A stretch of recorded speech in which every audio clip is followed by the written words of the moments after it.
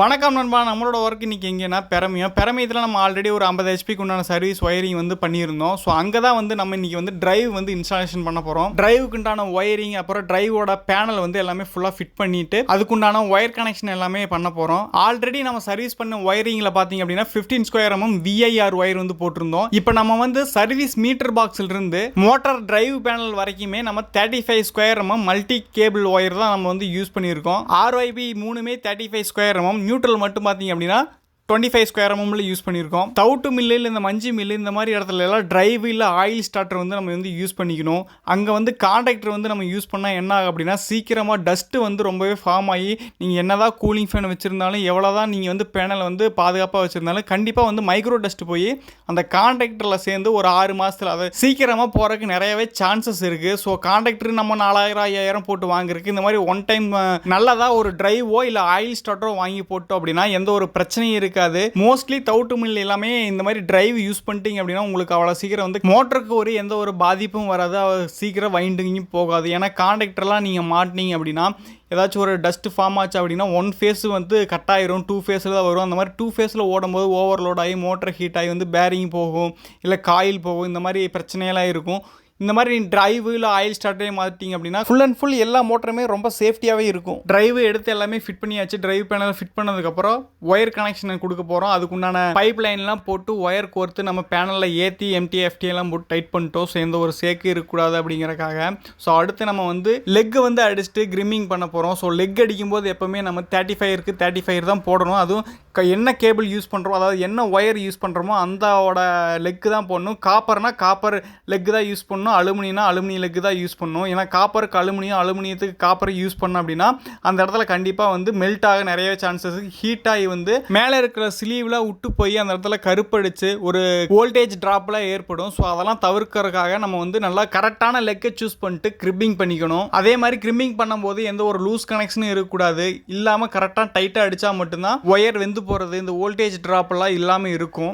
So இப்போ நம்ம வந்து லெக் அடிச்சிட்டோம், அதை வந்து MCCPயில் வந்து நம்ம கனெக்ட் பண்ண போகிறோம். அதே மாதிரி கனெக்ட் பண்ணுறப்போ அதே மாதிரி தான் டெர்மினல் பண்ணும்போது அலாங்கியோ இல்லை ஸ்க்ரூ ட்ரைவரோ எது வச்சு டைட் பண்ணாலுமே சரி ஃபுல் டைட்டில் வைக்கணும்.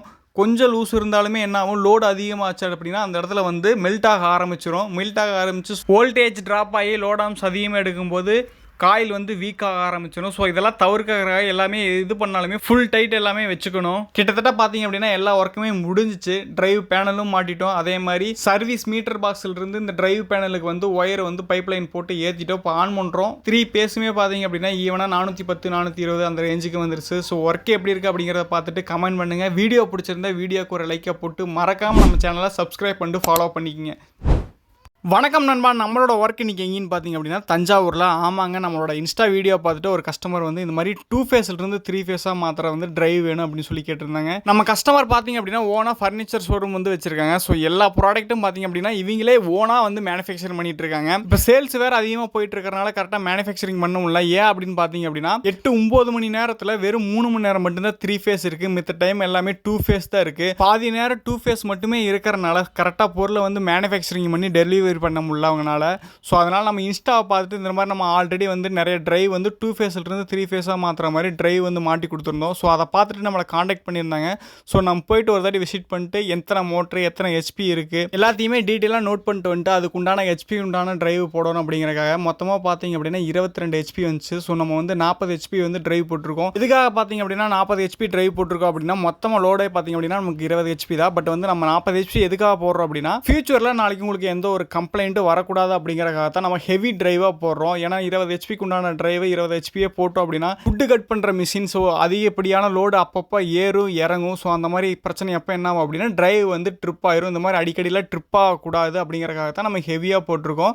ஸோ அதுக்குண்டான லோட் ஆம்ஸும் நம்ம செட் பண்ணி கொடுத்துருவோம். கம்பெனிக்குள்ளே இருக்கிற 5 மிஷினுமே பார்த்தீங்க அப்படின்னா 3 ஃபேஸ் மோட்டர் தான். ஸோ அதுக்காக தான் நம்ம வந்து 2 ஃபேஸ்லேருந்து 3 ஃபேஸ் கன்வெர்ட் பண்ணுற மாதிரி டிரைவ் மாட்டி கொடுத்துருக்கோம். அதுக்குண்டான ஸ்டார்ட்ரு கான்டாக்டர் எல்லாமே உள்ளே வச்சு கொடுத்துட்டோம். இந்த டிரைவ் பேனலில் நம்ம என்னென்ன கொடுத்துருக்கோம் அப்படின்னா ஒரு MCCP கொடுத்துருக்கோம், மேலே சேஞ்ச் ஓவர் MCP கொடுத்துருக்கோம், அப்புறம் ஒரு டிரைவு, அப்புறம் 3 MCP கொடுத்துருக்கோம், கீழே அதுக்குண்டான கான்டாக்டர் ஸ்டார்ட் புஷ் பட்டன் எல்லாமே சேர்த்து கொடுத்துருக்கோம், அப்புறம் ஒரு வோல்ட் மீட்டர் கொடுத்துருக்கோம். இந்த சேஞ்ச் ஓவர் MCP எதுக்காக கொடுத்துருக்கோம் அப்படிங்கன்னா டிரைவ்லையும் ஓட்டிக்கலாம், அதே சமயம் EBலையும் ஓட்டிக்கலாம். மேக்ஸிமம் நம்ம டிரைவ்லேயே ஓட்டிக்கலாம். ஏதாச்சும் ஃபால்ட் ஆச்சு அப்படின்னா நம்ம ஈபியில் மாற்றிட்டு டிரைவ் வந்து கழட்டிக்கிற கசரம் தான் நம்ம வந்து சேஞ்ச் ஓவர் வச்சுருக்கோம். டிரைவ் பார்த்திங்க அப்படின்னா அவ்வளோ சீக்கிரம் ஃபால்ட்டு வராது. ஒரு வேளை ஃபால்ட்டு வந்துச்சு அப்படின்னா மிஷின் எதுவுமே நிற்காமல் ஓடணும் அப்படிங்கிறக்காக தான் அந்த சேஞ்ச் ஓவர் சுவிட்ச் வச்சுருக்கோம். ஸோ ஈபியில் நம்ம கீழே மாற்றி விட்டுட்டு டிரைவ் வந்து நம்ம கழட்டிக்கலாம். ஸோ அது சர்வீஸ் பண்ணிட்டு வரைக்கும் நம்ம வந்து ஈபியில் ஓட்டிக்கலாம். ஒரு வேளை டிரைவ் பிரச்சனையாயிருச்சு அதை நம்ம கழட்டிட்டு போனால் மிஷின் ஓடாமல் இருக்குமே அப்படின்னு வந்து நம்ம மிஷினை நிப்பாட்டி வைக்க தேவையில்லை. ஈபியில் சேஞ்ச் பண்ணிட்டு நம்ம மிஷினை ரன் பண்ணிக்கலாம். அதுக்குண்டான ஆப்ஷனும் நம்ம கொடுத்து வச்சிருக்கோம். இந்த மாதிரி 2 ஃபேஸ்ல இருந்து 3 ஃபேஸ்ல வந்து மோட்டர் ஓட்டுறதுக்கு டிரைவ் வேணும் அப்படின்னா கீழே உள்ள வாட்ஸ்அப் நம்பருக்கு கான்டாக்ட் பண்ணுங்க, இல்லை மெசேஜ் பண்ணுங்க, இல்லை கால் பண்ணுங்க. கண்டிப்பாக 2 ஃபேஸில் உள்ள பவரை 3 ஃபேஸுக்கு கன்வெர்ட் பண்ணி இந்த மாதிரி டிரைவ் போட்டு நம்ம மோட்டரை ரன் பண்ணி ஃபேக்ட்ரியும் ரன் பண்ணிக்கலாம். இந்த வணக்கம் நண்பா, நம்ம கஸ்டமர் பார்த்தீங்க அப்படின்னா ஒரு ப்ராப்ளம் சொல்லி கூப்பிட்டுருந்தாங்க. என்னென்னு போய் பார்க்கும்போது பார்த்தீங்க அப்படின்னா அது வந்து மஞ்சு மில்னா பார்த்தீங்கன்னா தேங்காய் மட்டருக்கு பார்த்தீங்களா அதை வந்து நாராக்கி அதை வந்து கயிறாக்குவாங்க. ஸோ அந்த மீல் தான். ஸோ அங்கே போயிருந்தப்போ என்ன ஆச்சு அப்படின்னா இந்த மாதிரி எங்கள் ஏரியாவில் வந்து 3 ஃபேஸ் பார்த்தீங்க அப்படின்னா குறிப்பிட்ட டைமிங் மட்டும்தான் விடுவாங்க. அதாவது மார்னிங் இவ்வளோ நேரம், ஈவினிங் இவ்வளோ நேரம் அப்படின்னு மட்டும் தான் விடுவாங்க. அதுக்கப்புறம் இடப்பட்ட நேரத்தில் பார்த்தீங்க அப்படின்னா 2 ஃபேஸ் ஆயிரும். ஸோ அந்த டைமில் பார்த்தீங்க அப்படின்னா என்னால் வந்து மில்லே ரன் பண்ண முடியல அப்படின்னு சொல்லி கேட்டிருந்தாங்க. அதுக்காக நம்ம என்ன பண்ணியிருந்தோம் அப்படின்னா 2 ஃபேஸ்லேருந்து 3 ஃபேஸாக மாற்றுற மாதிரி டிரைவ் ஒன்று ஆர்டர் போட்டிருந்தோம். மொத்தமாக பார்த்தீங்க அப்படின்னா மில்லில் பார்த்தீங்க அப்படின்னா 45 கிலோவாட் வரைக்கும் யூஸ் ஆகுது. நம்ம 55 கிலோவாட் டிரைவ் வாங்கி கொஞ்சம் 10 கிலோவாட் வந்து எக்ஸ்ட்ரா இருக்கிற மாதிரி வாங்கி போட்டு கொடுத்துருந்தோம். அதுக்கப்புறம் பார்த்தீங்க அப்படின்னா 2 ஃபேஸ்லையும் யூஸ் பண்ணிக்கலாம், 3 ஃபேஸ்லையும் யூஸ் பண்ணிக்கலாம் அப்படிங்கிற மாதிரி டிரைவை மாட்டி கொடுத்துருந்தோம். அதுக்கப்புறம் பார்த்தீங்க அப்படின்னா இந்த எல்என்டி ஸ்டார்டர், அதுக்கு மேலே எம்சிபி, இந்த மாதிரி நிறையா இருக்குது. இதெல்லாம் எனக்கு வேண்டாம்ப்பா, எனக்கு ஒரே பேனலில் வேணுங்கிற மாதிரி கேட்டிருந்தாங்க. ஸோ அதனால் 3க்கு 2 ஒரு பேனல் வச்சு அதுலேயே 4 காண்டாக்டர், எம்சிபி எல்லாம் ஒரே இடத்துல வச்சு எல்லாத்தையும் ஃபிக்ஸ் பண்ணி கொடுத்துருந்தோம். வணக்கம் நண்பா, நம்ம கஸ்டமர் பார்த்திங்க அப்படின்னா புதுசாக ஒரு கைத்து மில் ஆரம்பிக்கிற. ஸோ பேனல் வச்சு ஒயரிங் பண்ணணும்னு சொல்லி கேட்டிருந்தாங்க. கைத்து மில்னால் அந்த தேங்காய் மட்டையிலிருந்து வர நாரை வந்து கயிறாக திரிக்கிற மில்லு.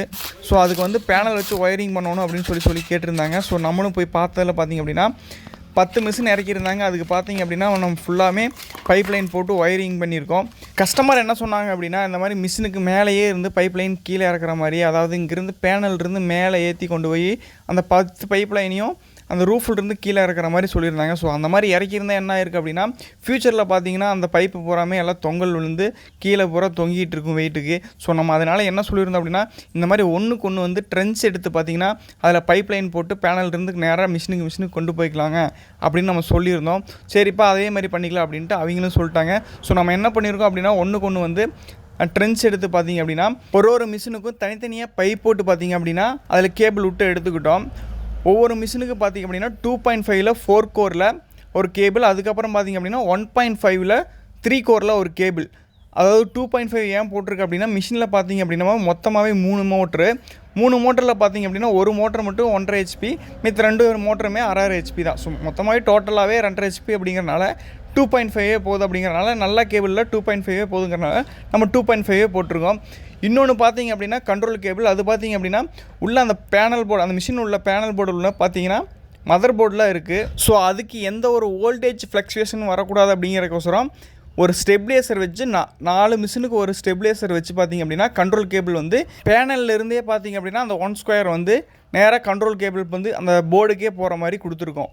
அந்த 1.5 ஸ்கொயர் mm கேபிள் பார்த்திங்க அப்படின்னா மிஷினில் உள்ள அந்த பேனல் போர்டில் எலக்ட்ரானிக்ஸ் ஐட்டம் போர்டெலாம் இருக்குது. ஸோ அதுக்கு மட்டும் செப்பரேட்டாக தனியாக கொடுக்குறக்கோசரம் தான் ஸ்டெபிலைசர் மூலயமா அந்த 1.5 ஸ்கொயர் mm கேபிள் வந்து போட்டிருக்கோம். நீங்கள் ஏதாச்சும் இந்த மாதிரி 10 மிஷின் 15 மிஷின் ஏதாச்சும் வைக்கிற மாதிரி ஐடியா இருந்துச்சு அப்படின்னா நீங்கள் யோசிக்காமல் வந்து ட்ரென்ச் எடுத்து அதில் கேபிள் போட்டு கொண்டு போகிறது ரொம்பவே நல்லது. மேலே ரூஃப்லாம் போட்டு கொண்டு போகிறது அங்கே அந்த மாதிரி வேறு எந்த வேலையும் பண்ண வேண்டாம்.